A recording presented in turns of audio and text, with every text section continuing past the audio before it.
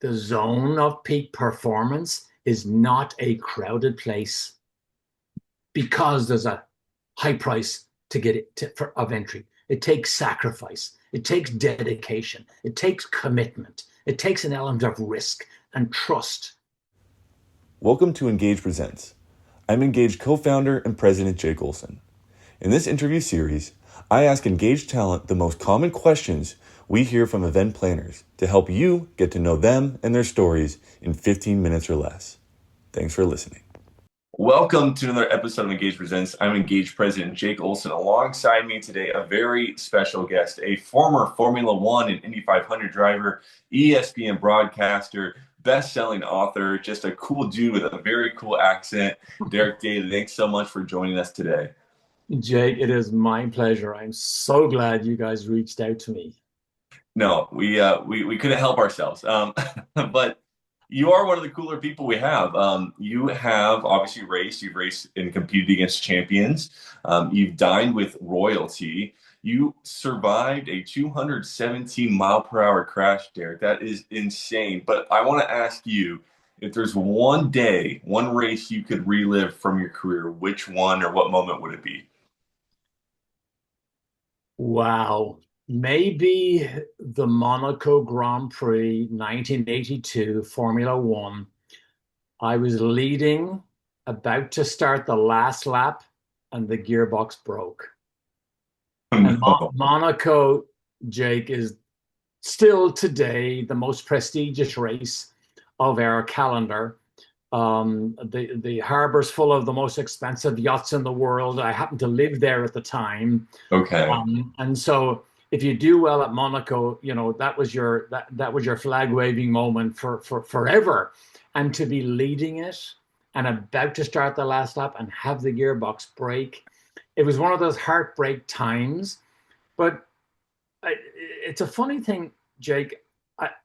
When the car broke, I literally undid my belts, stepped out, and walked away and never even looked back at the car because that was the cold, hard side of the business. The Yeah. glamour, the color, and the fast paced is always there, but the heartbreak is always present also. And you have to learn to be emotionally numb sometimes when something like that happens. And you know, that was me practicing it on that day, but that would be the day I would change. And you talk about, again, what you were just talking about, storytelling. You have, again, we could sit here for 3 hours. I'm sure you have so many stories to tell, but you've now taken that into and built another career in commentating. Obviously, you're an author, you're a speaker now. So tell us kind of how that storytelling takes shapes in those different aspects of your life now, and how can you draw audiences and various audiences in by telling those stories? So in 1984, I was at the Michigan International Speedway, 220-mile-an-hour laps. I had a crash that put me into 19 surgeries, 3 years in therapy. And to get back to the race, you had to go into a certain mindset because everything we do, Jake, is it depends on the mindset that you bring to the initiative. And so while I'm in recuperation, I get interviewed by ESPN about the accident.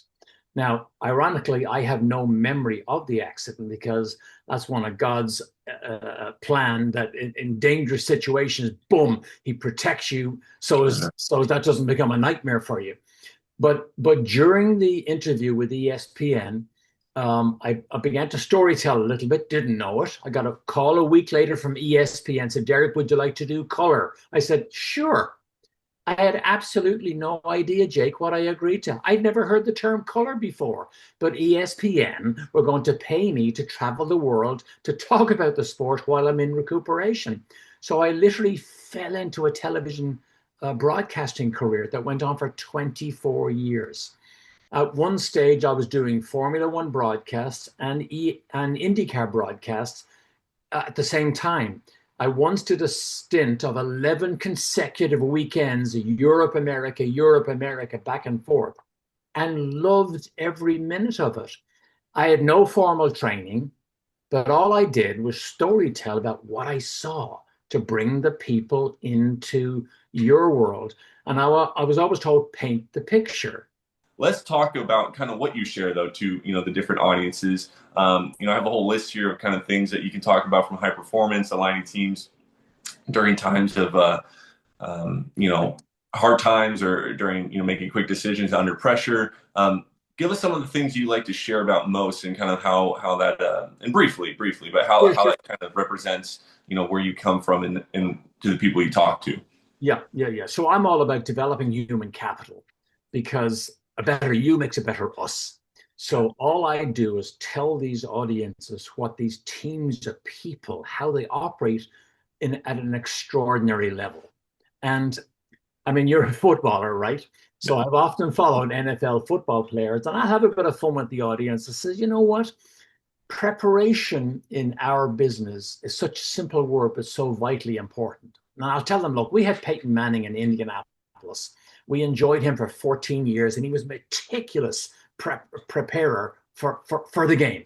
And so I would talk to them. I said, but you realize that if Peyton Manning one week slacked off and didn't do a good job and went out in a game and made a mistake and threw a bad pass, what would he lose?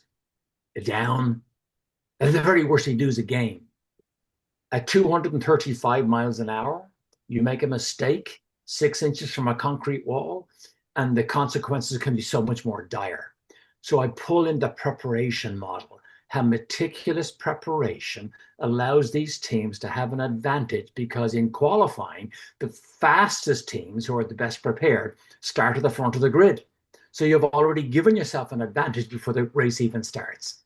And little stories like that I've lived through in competing behind the wheel and in television broadcasting, talking directly to the people, paints the picture of how simple it is to operate on the edge of what might be possible. And it's available for everybody. There is no magic to it. I tell the audience, look, performance is personal. High performance is highly personal. And we all, Jake, I think it would be fair to say, every time we get up to speak to an audience, that audience wants to operate in that zone of peak performance. But I'll tell them, look, the reality is the zone of peak performance is not a crowded place, because there's a high price to get it of entry. It takes sacrifice. It takes dedication. It takes commitment. It takes an element of risk and trust. And when they understand that, I simply ask the question, are there people in this room ready to make the commitment to operate on a regular basis? Because that's where our extraordinary teams like Penske, who get to share the trophies and get onto the victory podium, that's how they get there. And you simply ask the audience to be accountable. Are you ready to operate at that level? So it's very simple, but it's great storytelling and very colorful from a sport platform, that I love so much. That's awesome. And my next question literally is about preparation. Let's pretend that event planner is talking to you and asking, hey, how do you dare prepare to speak to my company? And I want to throw kind of a word we were talking about into this before we even got start recording this, and that's legacy. And I'll phrase it like this: you talked about speaking being your purpose. Obviously, what you've done in life, you can just tell it's very purposeful with you. How do you prepare to leave that legacy with the people in the room, and a lasting legacy, so that they can again go and take that into their whatever legacy they're trying to live in their own lives? So when I was a race car driver, I spent time in Muhammad Ali's home with him in Los Angeles in 1984. That's One of so the most powerful 45 minutes of my life. I was with the champ, the greatest. He was right there at his desk, and I'm standing beside him. And back then, he said, always make good choices. Now, back then, we were so mesmerized in his presence, our hearts were pounding in our chest. But it was only years later that I realized the word he said, choice, is one of the most powerful words in the English language, because the greatest power we all possess is the power to choose. Choose whether we hear these nuggets from these keynotes, whether we grab them and potentially radiate them to the people within your sphere of influence. But you talk about that word legacy. I love the word legacy. So when I'm in hospital, I'm injured, I'm going through all these surgeries. I had friends come into my hospital room and said, "Are you going to go back racing again?" An even more pointed question, Jake, is why would you ever go back to a sport that all but killed you? And it was a really difficult question to answer until one day I thought about the conversation that I had with my dad when I was 12 years of age, when he brought me to a car race for the first time. And I told my dad right there and then, that's what I'm going to do. I'm going to be a professional race car driver. Now, at 12 years of age, you're pretty naive. Having to get a job to work to make money never entered my head because it would have taken too much time out of my day. How could I be a race car driver if I had to work? That's how naive it was back then. But at 12 years of age, I told my dad that, and he told me two things. He said, "I'll help you in every possible way, as long as it isn't financial help you need." I knew that. And then he said, "Always remember, you'll be responsible for the legacy that you leave in the sport." Meant nothing to me until I'm in hospital with 19 surgeries. And I realized I could never have this be the legacy that I would leave in the sport that I dedicated my life to. So I thought I had to recover. I had to get physically fit. I had to find a race team. I had to find a new sponsor who trusted me. I had to get mentally fit to block the dangers out. And I had to get back as a race car driver, a professional behind the wheel, so as I could leave on my own terms. And believe it or not, 8 months after my accident, I qualified again for the Indy 500 and won the biggest international races of my career after my accident. All because, Jake, of the word legacy that my dad told me when I was 12. Well, Derek, we love helping you share it. It is truly one of our privileges to help people like you be able to share your stories. If you couldn't tell just by this interview, Derek has an amazing story, amazing message, and gives it with conviction, no doubt about it. So if you want to learn more about Derek, please visit letsengage.com. You can check out his profile there, book him there. I promise you, you will not regret it. Derek, thank you so much for your time today and just sharing a little bit about what you speak about. It is extremely powerful, and you're an extremely impressive gentleman. So we thank you again for your time. Thank you, Jake. My pleasure. Thank you. Stay tuned for more Engage Presents.